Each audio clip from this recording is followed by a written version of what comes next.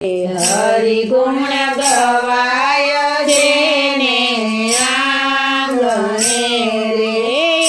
એનું આંગણું પવિત્ર થાય હરિ ગુણ ગવાય છે ને આંગણે રે